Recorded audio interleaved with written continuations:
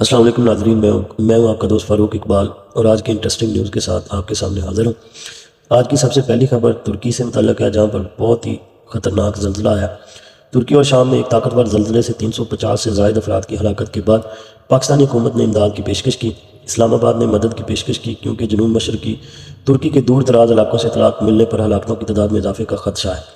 Graphics internet پر چکر لگاتے ہوئے دکھاتے ہیں کہ عمارتیں ملبے کا ڈھیر بنی ہوئی ہیں، لاشیں زمین پر پڑی ہیں۔ اپنے پیغام پر وزیر اعظم شہباز شریف نے کہا ہے کہ بڑے نقصان پر ترکی کی حکومت اور عوام سے تعزیت کا اظہار کرتے ہیں۔ انہوں نے مشکل کی ہر گھڑی میں پاکستان کے ساتھ انقرہ کی حمایت کو یاد کرتے ہوئے کہا کہ اسلام آباد دکھ کی اس گھڑی میں اپنے ترک بھائیوں کے ساتھ یکجہتی کے ساتھ کھڑا ہے۔ شریف نے کہا کہ ان کی حکومت ترکی کی ہر ممکن مدد کرے گی۔ وزیر اعظم نے موسمیاتی تبدیلی سے پیدا ہونے والی عالمی سطح پر کارروائی کے مطالبے کی بھی تجدید کی، اس بات کو برقرار رکھتے ہوئے کہ موسمیاتی تبدیلی سے پیدا ہونے والی آفات کی ایک قوم تک